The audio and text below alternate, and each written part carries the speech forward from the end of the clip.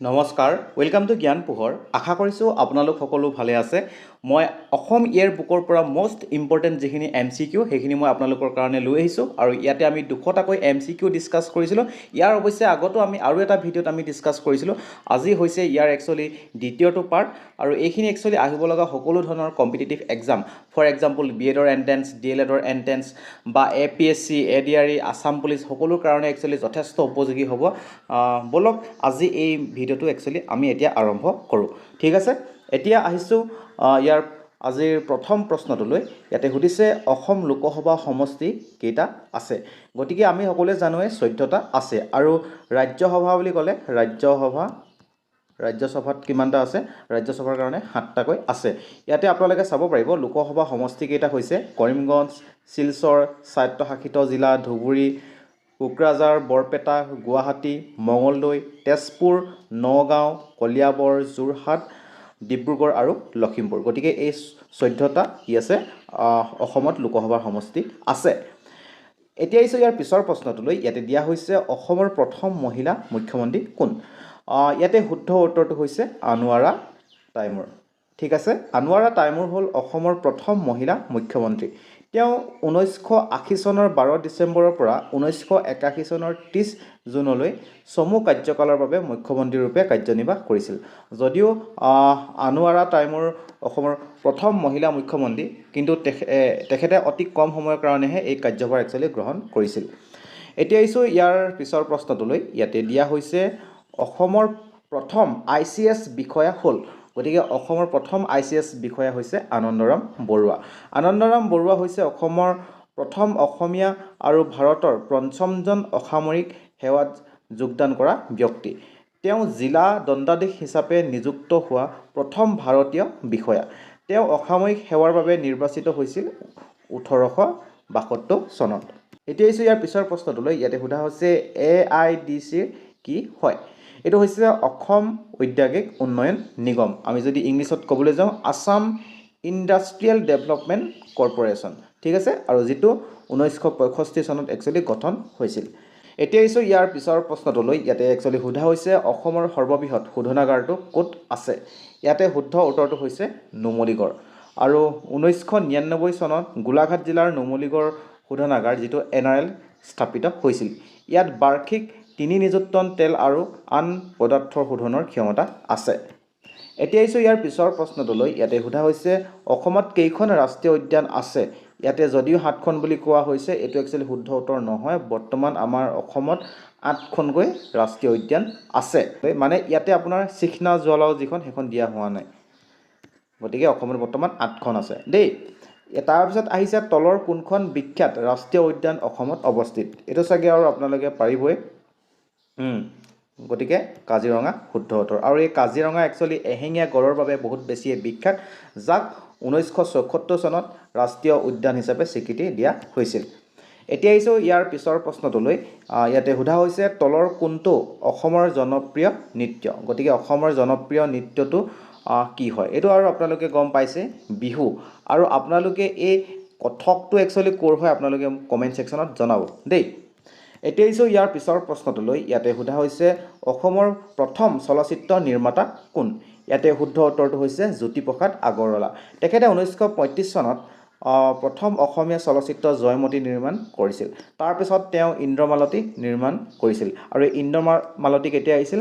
1939ত আহিছিল মানে জয়মতী প্ৰকাশ পোৱা 4 বছৰৰ পিছত ইন্দ্ৰমালতীখন আহিছিল ঠিক আছে আৰু এইখিনিতে মই আপোনালোকক এটা কথা জনাই থব বিচাৰিছোঁ আপুনি যদি 2026 বৰ্ষত BEdৰ এণ্ট্ৰেন্স দিবলৈ গৈ আছে ভট্টদেৱ বিশ্ববিদ্যালয় বড়োলেণ্ড বিশ্ববিদ্যালয় আৰু অসম বিশ্ববিদ্যালয়ৰ কাৰণে আৰু এইখিনিতে মই এটা কথা আপোনালোকক জনাই থব বিচাৰোঁ আপুনি যদি এই বৰ্ষত ভট্টদেৱ বিশ্ববিদ্যালয় বড়োলেণ্ড বিশ্ববিদ্যালয় আৰু অসম বিশ্ববিদ্যালয়ত 2026ৰ BEdৰ এণ্ট্ৰেন্স দিবলৈ গৈ আছে তেতিয়াহ'লে আপোনালোকৰ কাৰণে আছে ষ্টাডি মেটেৰিয়েল আপোনালোকৰ কাৰণে আছে যোৱা 1.5 বছৰৰ কাৰেণ্ট এফেয়াৰ্ছৰ এখন ই-বুক আপোনালোকৰ কাৰণে আছে মক পেপাৰ লগতে আছে টিচিং এপ্টিটিউডৰ এখন ই বুক আৰু এই গোটেইখিনি প্ৰাইচ হৈছে 197 ৰুপিজ আৰু আপোনালোকক সম্পূৰ্ণ ডিছকাউণ্ট প্ৰাইচত একচুৱেলি দিয়া হ'ব 169 ৰুপিজত আৰু এই কম্বো পেকটো যদি আপোনালোকে লয় তেতিয়াহ'লে আপোনালোকক এক্সট্ৰাকৈ ফ্ৰী কৰি দিয়া হ'ব কমপ্লিট ইণ্ডিয়ান হিষ্ট্ৰীৰ নোটছ NEPৰ ওপৰত থকা নোটছ আৰু মেথছৰ ওপৰত থকা নোটছ গতিকে আপোনালোকে এইখিনি যদি ল'ব বিচাৰে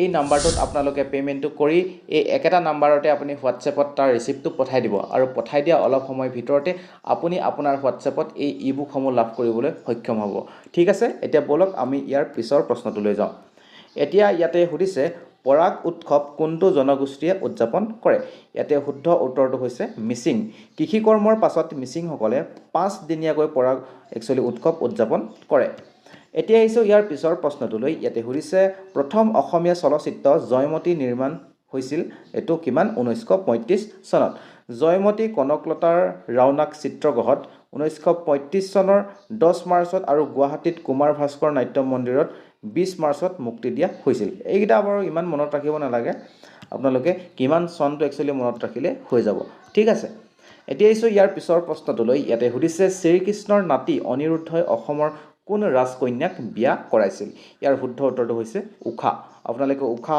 অনিৰুদ্ধৰ কাহিনীটো হয়তো শুনিছেই ঠিক আছে এতিয়া আহিছোঁ ইয়াৰ পিছৰ প্ৰশ্নটোলৈ ইয়াতে সুধিছে প্ৰথম অসমীয়া ৰঙীন চলচ্চিত্ৰ হ'ল ইয়াৰে শুদ্ধ উত্তৰটো হৈছে ভাইটি পৰিচালনা কৰিছিল কমল নাৰায়ণ চৌধুৰীয়ে আৰু মুক্তি দিয়া হৈছিল 1972 চনত গতিকে প্ৰথম অসমীয়া যিখন ৰঙীন চলচ্চিত্ৰ সেইখন 1972 চনত মুক্তি পাইছিল এতিয়া আহিছোঁ ইয়াৰ পিছৰ প্ৰশ্নটোলৈ ইয়াতে দিয়া হৈছে অসমীয়া মহিলাই তাঁতশালৰ কাপোৰত সাধুকথা লিখে এই উক্তি কোন বিখ্যাত ব্যক্তিৰ একচুৱেলি অসম ইয়াৰ বুকত এনেকৈ দিয়া হৈছে কিন্তু একচুৱেলি সাধুকথা বুলি নহয় এনেকৈ দিয়া কথাষাৰ মহাত্মা গান্ধীয়ে কৈছিলে যে অসমীয়া শিপিনীয়ে তাঁতশালত সপোন লিখে ঠিক আছে ইয়াতে শুদ্ধ উত্তৰ গতিকে মহাত্মা গান্ধীয়ে এই কথাষাৰ কৈছিল এতিয়া আহিছোঁ ইয়াৰ পিছৰ প্ৰশ্নটোলৈ ইয়াতে দিয়া হৈছে ৰাষ্ট্ৰীয় বঁটা বিজেতা অসমৰ দেৱজিৎ চাংমাই হৈছে ইয়াতে শব্দ জয়ন্তী গতিকে 2011 চনত শ্ৰেষ্ঠ শব্দ গ্ৰহণকাৰীৰ ৰাষ্ট্ৰীয় বঁটা দেৱজিৎ চাংমাই লাভ কৰিছিল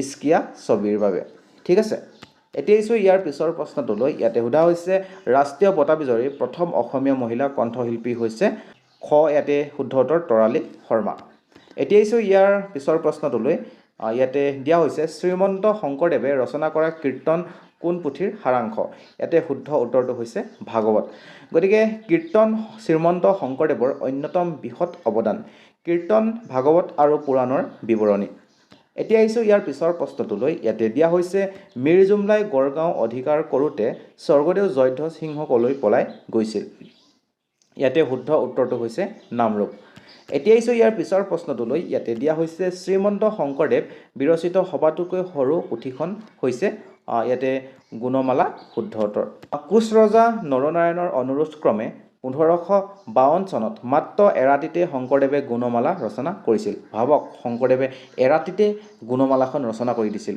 এই পুথিত ভাগৱতৰ সকলো পদৰ বিৱৰণ আছে শ্ৰীকৃষ্ণৰ জীৱনৰ নানা ঘটনাও পুথিখনত সন্নিৱিষ্ট হৈছে ঠিক আছে এতিয়া আহিছোঁ ইয়াৰ পিছৰ প্ৰশ্নটোলৈ ইয়াতে দিয়া হৈছে ৰামধেনুৰ প্ৰথম সম্পাদক কোন গতিকে ৰামধেনুৰ প্ৰথম সম্পাদক কোন ইন্দ্ৰকমল বেজবৰুৱা ৰামধেনু হৈছে অসমৰ অন্যতম গুৰুত্বপূৰ্ণ আলোচনী 1951 চনত গুৱাহাটীৰ পৰা প্ৰকাশিত ৰামধেনুৱে যুদ্ধোত্তৰ যুগৰ অসমীয়া মানসিকতাৰ পৰিচয় দিছিল এতিয়া আহিছোঁ ইয়াৰ পিছৰ প্ৰশ্নটোলৈ ইয়াতে দিয়া হৈছে সাহিত্য অকাডেমী বঁটাপ্ৰাপ্ত প্ৰথম অসমীয়া কাব্যগ্ৰন্থ বনফুলৰ ৰচক কোন ইয়াতে শুদ্ধ উত্তৰ হৈছে যতীন্দ্ৰনাথ দুৱৰা প্ৰথম অসমীয়া হিচাপে যতীন্দ্ৰনাথ দুৱৰাই সাহিত্য একাডেমী লাভ কৰিছিল 1955 চনত এই সন্মান অৰ্জন কৰে বনফুল গ্ৰন্থৰ বাবে তেওঁ বনফুল কবি হিচাপেও জনাজাত ঠিক আছে এতিয়া আহিছোঁ ইয়াৰ পিছৰ প্ৰশ্নটোলৈ ইয়াতে দিয়া হৈছে অসমীয়া মাহেকীয়া আলোচনী জোনাকীৰ প্ৰথম সম্পাদক কোন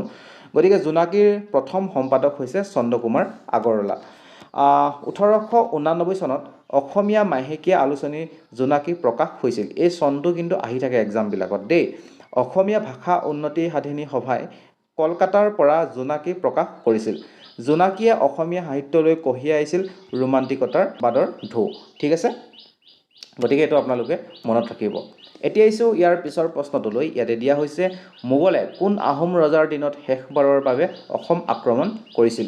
ইয়াতে শুদ্ধ উত্তৰটো হৈছে গদাধৰ সিংহ। আৰু এই গদাধৰ সিংহৰ এটা আহোম নাম আছে, আহোম নামটো হৈছে চুপাতফা। চুপাতফা। আৰু গদাধৰ সিংহই কেতিয়া ৰাজপাটত বহিছিল এইটো আপোনালোকে কমেণ্ট ছেকশ্যনত জনাব। ঠিক আছে, এতিয়া আহিছোঁ ইয়াৰ পিছৰ প্ৰশ্নটোলৈ। ইয়াতে দিয়া হৈছে অসম সাহিত্য সভাৰ পূৰ্বৰ নাম কি আছিল? গতিকে অসম সাহিত্য সভাৰ পূৰ্বৰ নামটো হৈছে সদৌ আছাম সাহিত্য সন্মিলনী। গতিকে 1924 চনৰ 5 মে'ত সভাত নাম আছাম সাহিত্য সভা হিচাপে পঞ্জীয়ন হয় আৰু 1944 চনত আনুষ্ঠানিকভাৱে নাম সলনি কৰি অসম সাহিত্য সভা ৰখা হয়। ঠিক আছে, এতিয়া আহিছোঁ ইয়াৰ পিছৰ প্ৰশ্নটোলৈ। ইয়াতে দিয়া হৈছে বড়ো সাহিত্য সভা স্থাপিত হৈছিল। গতিকে বড়ো সাহিত্য সভা কেতিয়া স্থাপিত হৈছিল? ইয়াতে শুদ্ধ উত্তৰটো হৈছে 1952। গতিকে বড়ো ভাষা সাহিত্যৰ উন্নতিৰ হকে 1952 চনৰ 16 নৱেম্বৰত বড়ো সাহিত্য সভা স্থাপিত হৈছিল। সভাৰ মুখ্য কাৰ্যালয় কোকৰাঝাৰত অৱস্থিত। ঠিক আছে, এতিয়া আহিছোঁ ইয়াৰ পিছৰ প্ৰশ্নটোলৈ। ইয়াতে দিয়া হৈছে অসম উপত্যকা সাহিত্য বঁটা প্ৰদান কৰে মেগৰ শৈক্ষিক ন্যাসে। এইটো আপোনালোকে মনত ৰাখিব। গতিকে অসম সাহিত্যৰ সৰ্বোচ্চ সন্মান অসম উপত্যকা মেগৰ বঁটা প্ৰদান কৰে উইলিয়ামছন মেগৰ শৈক্ষিক ন্যাসে। এই বঁটা প্ৰদান কৰা হয় মানৱীয় মূল্যবোধ আৰু মৰ্যাদাসম্পন্ন বিশিষ্ট অসমীয়া লেখকক। বঁটাত আছে এটা ট্ৰফি, 4 লাখ টকা আৰু এখন প্ৰশস্তি পত্ৰ। গতিকে এই বঁটাটোৰ বিষয়ে আপোনালোকে একদম ভালকৈ মনত ৰাখিব। এতিয়া আহিছোঁ ইয়াৰ পিছৰ প্ৰশ্নটোলৈ। ইয়াতে দিয়া হৈছে মৃত্যুঞ্জয়ৰ ৰচয়িতা কোন? ইয়াতে শুদ্ধ উত্তৰ হৈছে বীৰেন্দ্ৰ কুমাৰ ভট্টাচাৰ্য। মৃত্যুঞ্জয় উপন্যাসৰ বাবে বীৰেন্দ্ৰ কুমাৰ ভট্টাচাৰ্যই লাভ কৰে 1979 চনত ভাৰতীয় জ্ঞানপীঠ বঁটা। গতিকে এই কিতাপখন তেওঁ ৰচয়িতা আৰু কিমান চনত জ্ঞানপীঠ বঁটা লাভ কৰিছিল এইটো আপোনালোকে মনত ৰাখিব। এতিয়া আহিছোঁ ইয়াৰ পিছৰ প্ৰশ্নটোলৈ। ইয়াতে দিয়া হৈছে জাতিকৰ যাত্ৰা হৈছে প্ৰথম অসমীয়া অনুবাদ গ্ৰন্থ। ই কোনখন ইংৰাজী উপন্যাসৰ অনুবাদ? ঠিক আছে, এতিয়া আমি ইয়াতে অপশ্যনকেইটালৈ যাওঁ। ইয়াতে শুদ্ধ উত্তৰটো হৈছে পিলগ্ৰিমছ প্ৰগ্ৰেছ। শুদ্ধ উত্তৰ। ঠিক আছে, প্ৰথম অসমীয়া গতিকে বাৰ্তা আলোচনী অৰুণোদয়ত জন বনিয়ানৰ পিলগ্ৰিমছ প্ৰগ্ৰেছৰ কেইবাটামান খণ্ডত অনুদিত ৰূপ প্ৰকাশ পাইছিল জাতিকৰ যাত্ৰা নামেৰে। এইটো আপোনালোকে মনত ৰাখিব। এতিয়া আহিছোঁ ইয়াৰ পিছৰ প্ৰশ্নটোলৈ। ইয়াতে দিয়া হৈছে অসমীয়া গদ্যৰ জনক বুলি কাক জনা যায়? ইয়াতে শুদ্ধ উত্তৰ হৈছে ভট্টদেৱ। গতিকে ভট্টদেৱে ভাৱ বিনিময় ভাষা হিচাপে অসমীয়াত প্ৰথমে গদ্য ৰচিছিল। তেওঁ সাহিত্য কৰ্ম হ'ল কথা গীতা, কথা ভাগৱত, কথা ৰত্নাৱলী, গুৰু বংশাৱলী, ভক্তিহাৰ ইত্যাদি। ঠিক আছে, এতিয়া আহিছোঁ ইয়াৰ পিছৰ প্ৰশ্নটোলৈ। ইয়াতে দিয়া হৈছে আছামিজ ইটছ ফৰ্মেশ্যন এণ্ড ডেভেলপমেণ্টৰ লেখক কোন? ইয়াতে শুদ্ধ উত্তৰ হৈছে বাণীকান্ত কাকতি। ঠিক আছে, Assamese its formation and development 1940 হৈছে অসমীয়া ভাষাৰ প্ৰথম গৱেষণা পত্ৰ। এতিয়া আহিছোঁ ইয়াৰ পিছৰ প্ৰশ্নটোলৈ। ইয়াতে দিয়া হৈছে অসমৰ প্ৰধান প্ৰাকৃতিক ভাগ কেইটা? ইয়াতে শুদ্ধ উত্তৰটো হৈছে 4টা। গতিকে অসমৰ 4টা ভূ প্ৰাকৃতিক বিভাগ বা অঞ্চল আছে। সেইকেইটা হৈছে ব্ৰহ্মপুত্ৰ উপত্যকা অঞ্চল, বৰাক উপত্যকা বা কাছাৰ সমতল, কাৰ্বি মালভূমি অঞ্চল আৰু বৰাইল তথা দক্ষিণৰ পাৰ্বত্য অঞ্চল। ঠিক আছে, এতিয়া আহিছোঁ ইয়াৰ পিছৰ প্ৰশ্নটোলৈ। ইয়াতে দিয়া হৈছে অসমীয়া ইংৰাজী অভিধানত মাইলছ ব্ৰনছনে অন্তৰ্ভুক্ত কৰিছিল কিমান? 14,000 শব্দ। গতিকে 1867ত মাইলছ ব্ৰনছনে 14,000 শব্দ বিশিষ্ট অসমীয়া আৰু ইংৰাজী অভিধান প্ৰণয়ন কৰিছিল আৰু ইয়াৰ দ্বাৰা অসমীয়া ভাষাই আধুনিক অভিধানৰ যুগত প্ৰৱেশ কৰিছিল। এইখন অসমীয়া ভাষাৰ প্ৰথম অভিধান আৰু 1900 চন পৰ্যন্ত এই অভিধান অসমীয়া ভাষাৰ উন্নতিৰ নিৰ্দেশক হিচাপে সৰ্বজন স্বীকৃত। এতিয়া আহিছোঁ ইয়াৰ পিছৰ প্ৰশ্নটোলৈ। ইয়াতে দিয়া হৈছে গৌড়ৰ ৰজা হুছেইন শ্বাহে কোন অসমীয়া ৰজাক পৰাস্ত কৰিছিল? ইয়াতে শুদ্ধ উত্তৰটো হৈছে নীলাম্বৰ। এতিয়া আহিছোঁ ইয়াৰ পিছৰ প্ৰশ্নটোলৈ। ইয়াতে দিয়া হৈছে প্ৰথম অসমীয়া দৈনিক বাতৰি কাকত হ'ল দৈনিক বাতৰি। দৈনিক বাতৰি 1935 চনত যোৰহাটৰ ওচৰৰ ঠেঙালৰ পৰা প্ৰকাশ হৈছিল। এই কাকতখনে ৰয়টাৰ এছ'চিয়েটছ প্ৰেছৰ পৰা লাভ কৰা বাতৰি অনুবাদ কৰি আকৰ্ষণীয় শিৰোনামেৰে প্ৰকাশ কৰিছিল। দৈনিক বাতৰিৰ জৰিয়তে অসমীয়া সংবাদ জগতত বৃত্তিধাৰী সাংবাদিকতাৰো উন্মেষ ঘটে। এতিয়া আহিছোঁ ইয়াৰ পিছৰ প্ৰশ্নটোলৈ। ইয়াতে দিয়া হৈছে ৰামায়ণৰ প্ৰথম অসমীয়া অনুবাদক কোন? ইয়াতে শুদ্ধ উত্তৰ হৈছে মাধৱ কন্দলী। গতিকে আধুনিক ভাৰতীয় ভাষা তথা উত্তৰ ভাৰতৰ আঞ্চলিক ভাষাবোৰৰ ভিতৰত মাধৱ কন্দলীৰ অসমীয়া ৰামায়ণে প্ৰথম। এইটো আপোনালোকে মনত ৰাখিব। এতিয়া আহিছোঁ ইয়াৰ পিছৰ প্ৰশ্নটোলৈ। ইয়াতে দিয়া হৈছে অৰ্জুন বঁটা প্ৰাপক প্ৰথম অসমীয়া ক্ৰীড়াবিদ কোন? এইটো আৰু আপোনালোকে জানেই, ভোগেশ্বৰ বৰুৱা। গতিকে অনবদ্য ক্ৰীড়া দক্ষতাৰ বাবে অৰ্জুন বঁটা প্ৰদান কৰা হয় একচুৱেলি তেখেতক। এই বঁটাত আছে অৰ্জুনৰ এটা প্ৰতিমূৰ্তি আৰু নগদ 5 লাখ টকা। ভোগেশ্বৰ বৰুৱাই অৰ্জুন বঁটা লাভ কৰে 1966 চনত। এতিয়া আহিছোঁ ইয়াৰ পিছৰ প্ৰশ্নটোলৈ। ইয়াতে সোধা হৈছে শ্ৰীমন্ত শংকৰদেৱৰ জন্ম হৈছিল কেতিয়া? ইয়াতে শুদ্ধ উত্তৰটো হৈছে 1449 চন। গতিকে শংকৰদেৱ অসমীয়া সাহিত্যৰ পিতৃপুৰুষ আৰু বৈষ্ণৱৰ ধৰ্মৰ প্ৰৱৰ্তক। অসমীয়া সমাজৰ প্ৰগতিৰ ক্ষেত্ৰত সৰ্বদিশতে তেওঁ অৱদান অনেক। বিভিন্ন ক্ষেত্ৰলৈ অৱদানৰ জৰিয়তে তেওঁ মৃতপ্ৰায় অসমীয়া সমাজক পুনৰুজ্জীৱিত কৰি তোলে।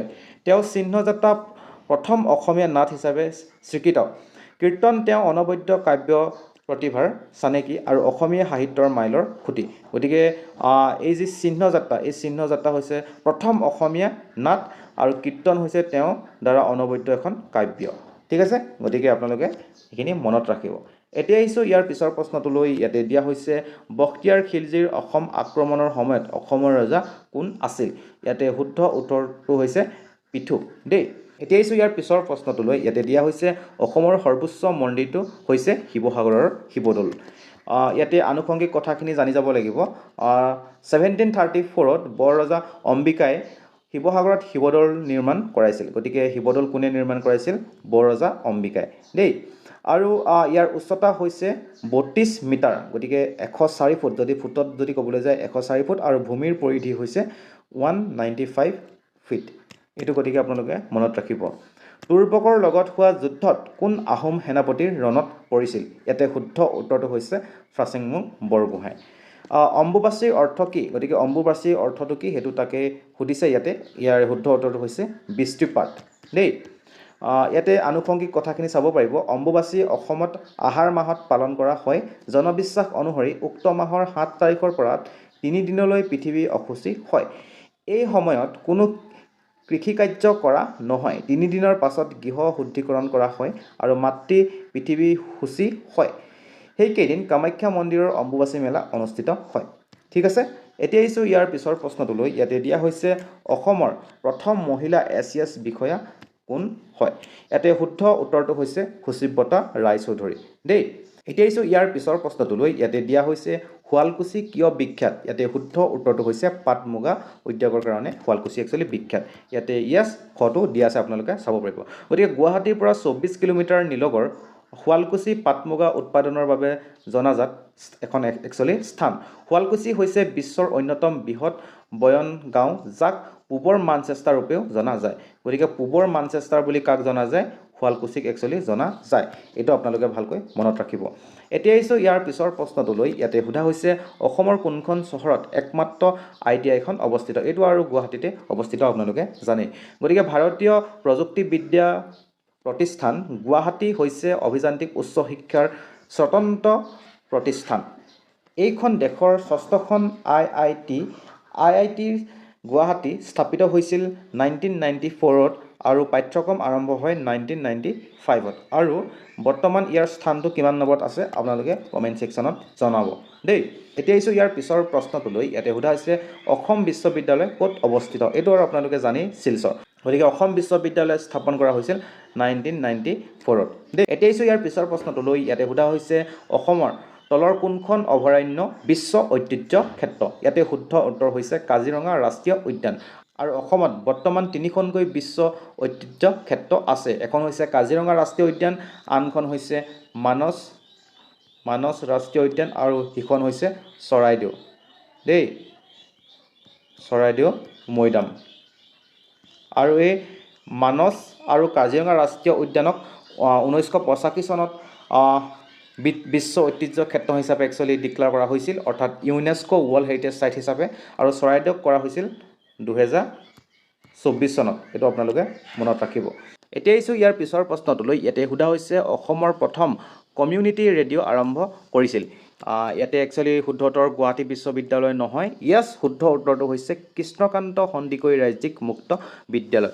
গতিকে কৃষ্ণকান্ত সন্দিকৈ ৰাজ্যিক যিখন মুক্ত বিশ্ববিদ্যালয় স্থাপন কৰা হৈছিল 2005 চনত। ঠিক আছে, আৰু 2009 চনত ইয়াক বিশ্ববিদ্যালয়ৰ অনুদান আয়োগে স্বীকৃতি প্ৰদান কৰে, য'ত এই বিশ্ববিদ্যালয়ৰ প্ৰতিষ্ঠা বৰ্ষ 2007 হিচাপে পঞ্জীয়ন কৰা হয়। এইটো আপোনালোকে মনত ৰাখিব দেই। এতিয়া আহিছোঁ ইয়াৰ পিছৰ প্ৰশ্নটোলৈ। ইয়াতে সোধা হৈছে ভৈৰৱী মন্দিৰ ক'ত অৱস্থিত? ইয়াতে শুদ্ধ উত্তৰটো হৈছে তেজপুৰত। এতিয়া আহিছোঁ ইয়াৰ পিছৰ প্ৰশ্নটোলৈ। ইয়াতে সোধা হৈছে সৰ্থেবাৰী কিয় বিখ্যাত? ইয়াতে শুদ্ধ উত্তৰটো হৈছে কাঁহ পিতলৰ উদ্যোগৰ কাৰণে। গতিকে বৰপেটা জিলাৰ সৰ্থেবাৰী হৈছে কাঁহ পিতলৰ সামগ্ৰী নিৰ্মাণৰ কেন্দ্ৰস্থল। গতিকে সৰ্থেবাৰী কোনখন জিলাত আছে? বৰপেটা জিলাত আছে দেই। এতিয়া আহিছোঁ ইয়াৰ পিছৰ প্ৰশ্নটোলৈ। ইয়াতে সোধা হৈছে মীৰ জুমলাৰ লগত কোন পৰিব্ৰাজক অসমলৈ আহিছিল? ইয়াতে শুদ্ধ উত্তৰটো হৈছে চিহাবুদ্দিন তালিচ। এতিয়া আহিছোঁ ইয়াৰ পিছৰ প্ৰশ্নটোলৈ। ইয়াতে সোধা হৈছে পৃথিৱীৰ ক্ষুদ্ৰতম নদীদ্বীপ কি? গতিকে পৃথিৱীৰ আটাইতকৈ ক্ষুদ্ৰতম নদীদ্বীপটো হৈছে উমানন্দ। ইয়াতে শুদ্ধ উত্তৰ। এতিয়া আহিছোঁ ইয়াৰ পিছৰ প্ৰশ্নটোলৈ। ইয়াতে সুধিছে মুছলমানে কেইবাৰ অসম আক্ৰমণ কৰিছিল? গতিকে মুছলমানে অসম একচুৱেলি আক্ৰমণ কৰিছিল 17 বাৰকৈ। এতিয়া আহিছোঁ ইয়াৰ পিছৰ প্ৰশ্নটোলৈ। ইয়াতে সুধিছে কুৰুক্ষেত্ৰ যুদ্ধত অসমৰ কোনজন বীৰে পাণ্ডৱৰ হৈ যুদ্ধ কৰিছিল? ইয়াতে শুদ্ধ উত্তৰ হৈছে ঘটোৎকচ। গতিকে ঘটোৎকচ আছিল দ্বিতীয় পাণ্ডৱ, ভীমৰ ঔৰসত আৰু মণিপুৰৰ জীয়ৰী হিড়িম্বাৰ গৰ্ভত জন্মগ্ৰহণ কৰা মহাবীৰ। কুৰুক্ষেত্ৰ যুদ্ধত ঘটোৎকচৰ মায়াযুদ্ধ আৰু অমিত বীৰখত বিপক্ষ দল আতংকিত হৈ উঠে। যুদ্ধৰ চতুৰ্দশৰ দিনা কৰ্ণই বৈজন্তী শক্তি নামৰ একাগ্নি বাণ নিক্ষেপ কৰি ঘটোৎকচক বধ কৰে। মৃত্যুৰ আগমুহূৰ্তত ঘটোৎকচে নিজৰ দেহ বিশালাকাৰ কৰি কৌৰৱ সৈন্যৰ ওপৰত পতিত হয় আৰু ইয়াৰ ফলত অসংখ্য কৌৰৱ সৈন্য নিষ্পেষিত হয়। মানে ঘটোৎকচক যেতিয়া কৰ্ণই একচুৱেলি মাৰে, সেইটো সময়ত ঘটোৎকচে নিজৰ শৰীৰটো একচুৱেলি বহুত ডাঙৰ কৰি দিয়ে আৰু ডাঙৰ কৰি যিখিনি কৌৰৱৰ একচুৱেলি সৈন্য আছিল সৈন্য ওপৰত পৰে আৰু পৰি দিয়াৰ পিছত বহুতো কৌৰৱৰ সৈন্য একচুৱেলি নিহত হয়। ঠিক আছে, সেইটো আপোনালোকে মনত ৰাখিব। এতিয়া আহিছোঁ ইয়াৰ পিছৰ প্ৰশ্নটোলৈ। ইয়াতে দিয়া হৈছে বৰাক নদীৰ দৈৰ্ঘ্য কিমান? ইয়াতে শুদ্ধ উত্তৰটো হৈছে 900 কিলোমিটাৰ। এতিয়া আহিছোঁ ইয়াৰ পিছৰ প্ৰশ্নটোলৈ। ইয়াতে দিয়া হৈছে অসমৰ আটাইতকৈ ওখ শৃংগটোৰ নাম কি? গতিকে ইয়াতে শুদ্ধ উত্তৰটো হৈছে লাইকে। এতিয়া আহিছোঁ ইয়াৰ পিছৰ প্ৰশ্নটোলৈ। ইয়াতে সোধা হৈছে আহোম আৰু মোগলৰ মাজত হোৱা যি আলাবৈ ৰণ, সেই আলাবৈ ৰণ একচুৱেলি কেতিয়া হৈছিল? ইয়াতে শুদ্ধ উত্তৰটো হৈছে 1669 আৰু সেই সময়ত আহোমৰ ৰজা কোন আছিল? আপোনালোকে কমেণ্ট ছেকশ্যনত জনাব। এতিয়া আহিছোঁ ইয়াৰ পিছৰ প্ৰশ্নটোলৈ। ইয়াতে দিয়া হৈছে জাতিংগা ক'ত অৱস্থিত? গতিকে জাতিংগা ক'ত আছে? ইয়াতে শুদ্ধ উত্তৰটো হৈছে ডিমা হাছাও দেই। এতিয়া আহিছোঁ ইয়াৰ পিছৰ প্ৰশ্নটোলৈ। ইয়াতে দিয়া হৈছে জাতিংগা কিহৰ বাবে বিখ্যাত? ইয়াতে শুদ্ধ উত্তৰটো হৈছে ব্যাপক হাৰত পক্ষীৰ আত্মহত্যা হয়। এতিয়া আহিছোঁ পিছৰ প্ৰশ্নটোলৈ। ইয়াতে দিয়া হৈছে অসমৰ কাজিৰঙা কিহৰ বাবে বিখ্যাত? এইটো জানি আৰু এশিঙীয়া গড়। এতিয়া আহিছোঁ ইয়াৰ পিছৰ প্ৰশ্নটোলৈ। ইয়াতে দিয়া হৈছে অসমত উৎপাদিত প্ৰধান খাদ্য শস্যবিধ হৈছে ধান। এতিয়া আহিছোঁ ইয়াৰ পিছৰ প্ৰশ্নটোলৈ। ইয়াতে দিয়া হৈছে অসমত আহোমে কিমান বছৰ ৰাজত্ব কৰিছিল? ইয়াতে শুদ্ধ উত্তৰটো হৈছে 600 বছৰ। এইটো গতিকে 600 বছৰ শুদ্ধ উত্তৰ। ঠিক আছে, গতিকে আজিলৈ ইমানে। আপোনালোকে এই ভিডিঅ'টো চাই কেনেকুৱা পালে কমেণ্ট ছেকশ্যনত জনাবলৈ নাপাহৰিব। ভিডিঅ'টো ভাল পালে এটা লাইক কৰিব, আপোনাৰ বন্ধু বান্ধৱীসকলৰ লগত এটা শ্বেয়াৰ কৰি দিব। গতিকে আপুনি ভালে থাকক, সুস্থ থাকক। আজিলৈ আহিছোঁ, ধন্যবাদ।